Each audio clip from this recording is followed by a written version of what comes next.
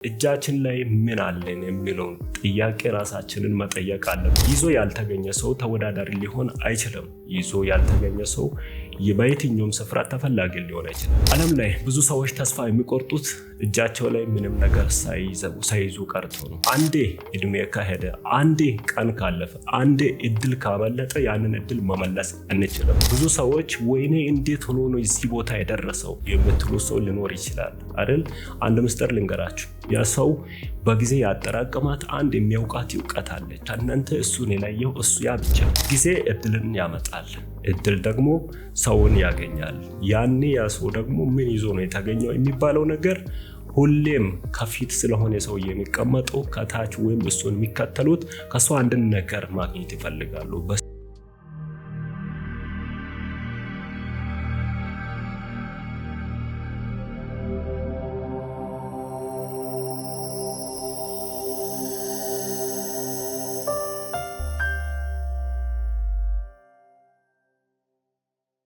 ሰላም እንደምን አላችሁ?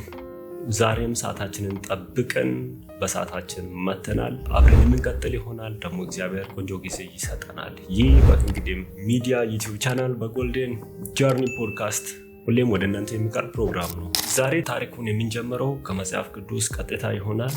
አንድ ብላቴና ነበር። ብዙ ሕዝብ በተሰበሰበበት እሱ ብቻ ነበር መብልን ይዞ የተገኘው። በሰዓቱ ምንም ከከተማ ውጪ ነበር ቦታው። እንዲሁም ደግሞ አካባቢውን በረሃ ስለነበር ከከተማው ርቆ ነበሩ።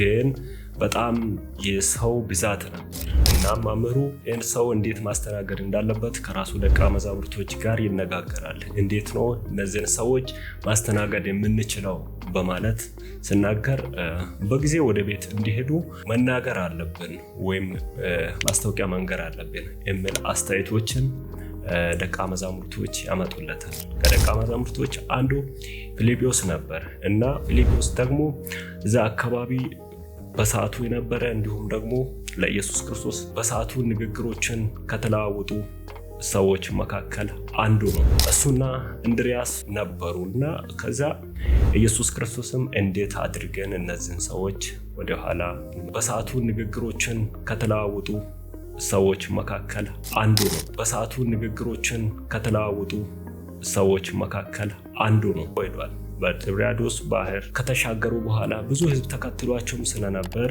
እነዚህን ሰዎች እንዲሁ በባዶ መመለስ ተገቢ ሆኖ አልተገኘምና በዚህም እጅጉን ይጨነቃሉ። ግን እዛ ክፍል ላይ ኢየሱስ ክርስቶስ በሰዓቱ ንግግሮችን ከተለዋወጡ ሰዎች መካከል አንዱ ነው ነገር ማቅረብ አለብን የሚለውን ጥያቄ ጠይቋል። በዛ እነሱም ተደነባብረው በጣም ምንም ነገር በእጃቸው ስለሌለ እጅጉን በማዘን እንዴት ነው ይህን ሕዝብ ማስተናገድ የምንችለው የሚለውን ነገር ያወራሉ። እንድሪያስ ማለት የጴጥሮስ ወንድም ነበርና የጴጥሮስ ወንድም እንድሪያስ ቀርቦ አይ በሕዝብ መሃል አንድ ብላቴና አለ፣ 5 የገብስ እንጀራ ያዘ፣ 2 ዓሣ ያዘ ብላቴና አለ ብሎ ይጠቁማል። ከዛ ጥቆማ የተነሳ ኢየሱስም ሕዝቡ እንዲቀመጥ አድርጓቸው፣ ሕዝቡ ይቀመጥ፣ ሳር ባለበት ላይ እንዲቀመጥ አድርጎ ሕዝቡንም ካስቀመጧቸው በኋላ የሕዝቡ መጠን 5000 የሚሆን ነበር። 5000 የሚባለው በሰዓት እንደ አይሁድ ወንዶች ብቻና እንዲሁም እድሜያቸው 30 የደረሱ ወንዶች ብቻ ናቸው የሚቆጠሩት። በዛ ዘመን ሕፃናት አይቆጠሩም፣ እንዲሁም ደግሞ ሴቶች አይቆጠሩም ነበር። ወንዶች ብቻቸውን 5000 የሚሆኑ ነበሩ። በዚህን ጊዜ ለኢየሱስ ነገሩት።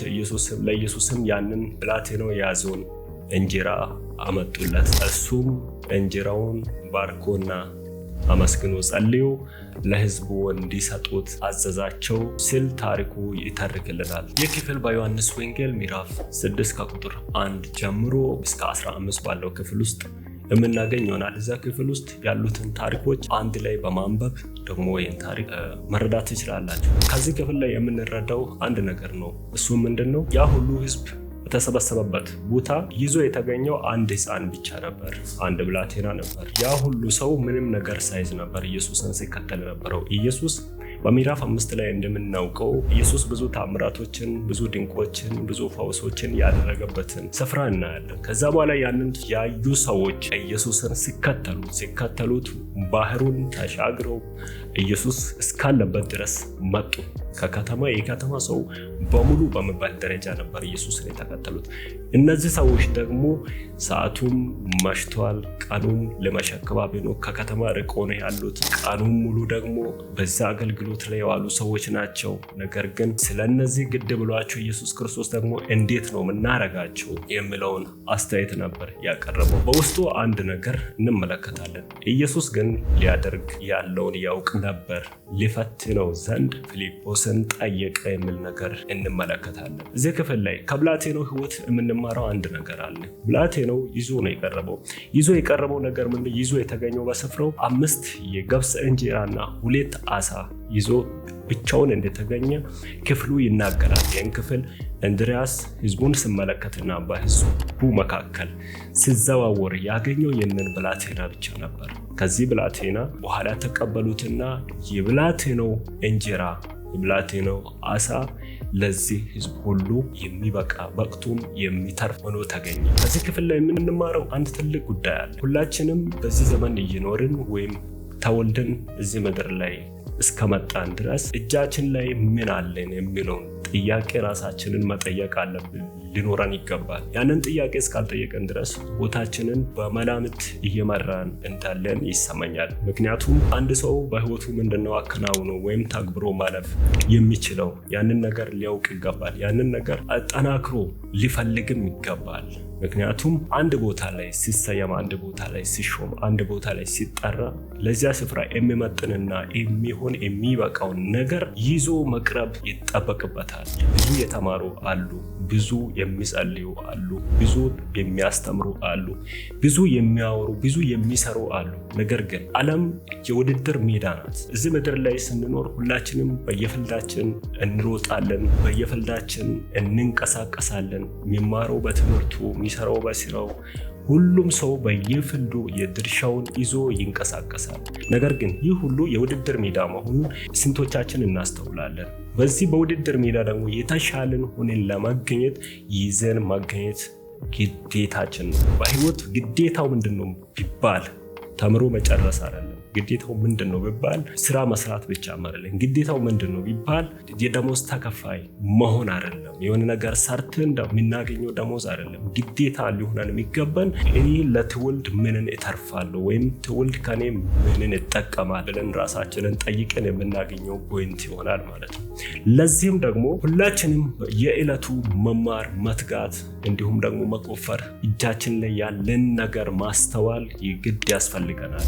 ይዞ ያልተገኘ ሰው ተወዳዳሪ ሊሆን አይችልም። ይዞ ያልተገኘ ሰው በየትኛውም ስፍራ ተፈላጊ ሊሆን አይችልም። በዓለም ተፈላጊ የሚባሉ ሰዎች ትንሽ ትልቁን ይዘው ሳይሰላቹ ሳይደክሙ የተጉና የተማሩ በጊዜ ያጠራቀሙ ያከማቹ ናቸው። በእጃችን ላይ ሀብት ሊኖረን ይገባል። የጥበብ ሀብት ሊኖረን ይገባል። የማስተዋል ሀብት ሊኖረን ይገባል። የእውቀት ሀብት ሊኖረን ይገባል። ቴክኒካሊ እውቀት ሊኖረን ይገባል። ሜንታሊ ሊኖረን ይገባል። ይህ ከሌለን ተፈላጊና ተወዳዳሪ ልንሆን አይችልም። ዓለም ላይ ብዙ ሰዎች ተስፋ የሚቆርጡት እጃቸው ላይ ምንም ነገር ሳይዙ ቀርቶ ነው። አንዴ እድሜ ከሄደ፣ አንዴ ቀን ካለፈ፣ አንዴ እድል ካመለጠ ያንን እድል መመለስ አንችልም። እዛ ስፍራ ላይ የተገኘው ብላቴና እንግዲህ በቁጥር ውስጥ የማይገባ ነው። አስተውሉት። በአይሁድ ሕግ እድሜ 30 እስካልሞላ ድረስ አንድ ወጣት ተብሎ አይጠራም ወይም ቁጥር ውስጥ አይገባም። ከ30 በላይ የሆኑ 30 እና ከ30 በላይ የሆኑ ሰዎች ብቻ ናቸው የሚቆጠሩት። በዛ መሃል ነው እንግዲህ ይህ ብላቴና ያለ ሰፈር ወይም ያለ ተግባር ነው የገባው። ያ ማለት መግባት የማይችልበትን እጁ ላይ የያዘው ነገር ነበር ያስገባው። ምክንያቱም መስፈርቱ ለዛ የሚያበቃ አልነበረም። ብላቴናው የሚበቃ ምናልባት ቤተሰቦቹ እንዲበላ ወይም ረሃቡን እንዲያስታግስ ያስያዙት ነገር ሊሆን ይችላል። በሰዓቱ እንደ እድል ሆኖ እንደ አጋጣሚ ሆኖ ለ5000 ህዝብ ሊተርፍ ችሏል። 5000 የተቆጠሩ ያልተቆጠሩማ ብዙዎች አሉ። ዘመን ሁሌም ይሰጠናል፣ ሁሌም ቀን ይሰጠናል፣ ሁሌም እድሜ ይሰጠናል፣ ሁሌም እንማርበት እድሎች ይመቻቹልናል። ሁሌም ዘውትር እኛ እስካስተዋልን ድረስ ሁሌም የኛን እርዳታ የኛን እገዛ የሚሹ ሰዎች ይገኛሉ። እጃችን ላይ የያዝናቸው ነገሮች እኛን ከትልቆች ተርታ የሚመድቡ ናቸው። ብዙ ሰዎች ወይኔ እንዴት ሆኖ ነው እዚህ ቦታ የደረሰው የምትሉ ሰው ሊኖር ይችላል አይደል? አንድ ምስጢር ልንገራችሁ። ያ ሰው በጊዜ ያጠራቀማት አንድ የሚያውቃት እውቀት አለች፣ ወይም አንድ የያዘው ነገር አለ። ከእናንተ እሱን የለየው እሱ ያ ብቻ። እናንተ እሱ በእጃችሁ ምን አለ? ምን ይዛችኋል? ነገ በድንገት ብትጠየቁ አውጥታችሁ የምታሳዩት ነገር አለ። ሁለት ነገር ማነጻጸር እንችላለን። ይዞ መገኘትና ተገኝቶ ለመያዝ መጣር። ይዞ በመገኘትና ተገኝቶ በመያዝ ያለው ልዩነት አንድና አንድ ነው። ይዞ የተገኘው ለቦታውና ለጊዜው መፍትሄ ይዞ ስለሚቀር ሙሉ ኃላፊነትን ይቀበላል። ኃላፊነትን መቀበል ብቻም ሳይሆን በሰዓቱ ለሚመጣው ጥያቄ ለነበረው ጥያቄ መልስ ይዞ ነው የተገኘው። ምናልባት ደግሞ ሳትይዙ እድል አግኝታችሁ ያንን ስፍራ የምትይዙበት አጋጣሚ ሊኖር ይችላል። ያኔ በጣም ትልቅ አደጋና ትልቅ ውድቀት ውስጥ ልትገቡ ትችላላችሁ። ምክንያቱም አልያዛችሁምና ገና ለመያዝ ትጥራላችሁ ማለት ነው። ጊዜ እድልን ያመጣል። እድል ደግሞ ሰውን ያገኛል። ያኔ ያ ሰው ደግሞ ምን ይዞ ነው የተገኘው የሚባለው ነገር ሁሌም ከፊት ስለሆነ ሰው የሚቀመጠው ከታች ወይም እሱን የሚከተሉት ከሱ አንድን ነገር ማግኘት ይፈልጋሉ። በሰዓቱ ሳይዝ ከተገኘ ትልቅ አደጋ ውስጥ ነው ማለት ነው ያለው። ስለዚህ ዛሬ የሚመክራችሁ ምክር ምንድነው? እጃችሁ ላይ ያለው አሁን ዛሬ የሆነ ቦታ ላይ ብትሾሙ ወይም የሆነ ስፍራ ቢሰጣችሁ ያንን ስፍራ ያንን አቶሞስፌር መቆጣጠር የምትችሉበት የሚያስችላችሁ ነገር እጃችሁ ላይ አለ? ካለም ይሳየው። ከሌላችሁ ግን እንዴት ነው ያጣሁት ብላችሁ መጠየቅ አለባችሁ። ምክንያቱም ሩቅ ማሻቀብ ወይም ማየት የለባችሁ። እጃችሁ ላይ በአቅራቢያችሁ ላይ የምትችሉትን ወይም ማድረግ የምትችሉትን ነገር መያዝ አለባችሁ፣ መሞከር አለባችሁ። የምትሞክሩትን ነገር ደግሞ ሞር ፐርፌክት ልትሆኑ መትጋት አለባችሁ። ሁሌም በተጋችሁ ቁጥር አንድን ነገር የራሳችሁ ታደርጋላችሁ። ይህ ደግሞ ለህይወታችሁ ቁልፍና ወሳኝ ነገር ነው። ኢየሱስን የመሰለን ሰው የጨበጠው ያ ሕፃን በያዘው ይዞታ ነው፣ በያዘው ነገር ነው። እንግዲህ በዚህ ሰዓት ስንት ተከታይ ያለ አስባችሁታል? 12 ሐዋርያቶች ውጪ ያ ሁሉ ህዝብ ሲከተል ነበር አይደል? ግን ከመሃል ተጠርቶ የወጣው ያ ይዞ የተገኘው ሕፃን ነው።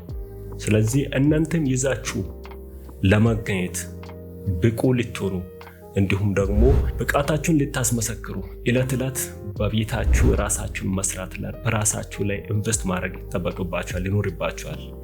ያኔ ትፈለጋላችሁ። ያኔ ለቤተ ክርስቲያን መልስ ትሆናላችሁ፣ ለዓለም መልስ ትሆናላችሁ፣ አካዴሚካሊ መልስ ትሆናላችሁ፣ ለእያንዳንዱ ነገር መልስ የምትሰጡት ይሆናላችሁ። በጣም ተፈላጊ መሆን ከፈለጋችሁ የሆነ ነገር ይዛችሁ ተገኙ። እጃችሁ ላይ የሆነ ነገር እናንተን ከሌሎች ለየት የሚያደርግ ነገር እጃችሁ ላይ ይኖር። አሁን ዓለም የምትበጠበጠው ወይም በጣም ሰው ህዝቡ እንዲፋጅ የሚያደርገው ነገር ምን እንደሆነ ታውቃላችሁ? ሳይዙ የተገኙ ናቸው። ሳይዙ የተገኙ ሁሌም ያንን ክፍተታቸውን ለመሸፈን ረጅም የስንፍና መንገዶችን የስንፍና ጉዞችን ያደርጋሉ። ረጅም ጎዳና ይሄዳሉ። ያ ደግሞ በህዝቡ ላይ ትልቅ ብጥብጥና ትልቅ ረብሽ ያስነሳል። እነሱ የሚሰጡ መልስ እጃቸው ላይ ስለሌለ ከውጪ ነው መልስን የሚፈልጉት፣ ከውስጥ አይደለም። ከውስጥ መልስ መስጠት ስለማይችሉ ከውጪ ይፈልጋሉ። ከውጪ የሚመጣው ነገር ሁሌም የሚያወክና የሚረብሽ ነገር ነው የሚሆነው። እናንተ ደግሞ በዚህ ዘመን እግዚአብሔር የጠራችሁ ወይም በዚህ ዘመን እግዚአብሔር የመረጣችሁ ምርጦች ናችሁ። እንዴት መመረጤን አውቃለሁ ካላችሁኝ በጌታም ሆናችሁ በጌታም ያልሆናችሁ በጣም እድል አላችሁ። ያም እድል ምንድነው?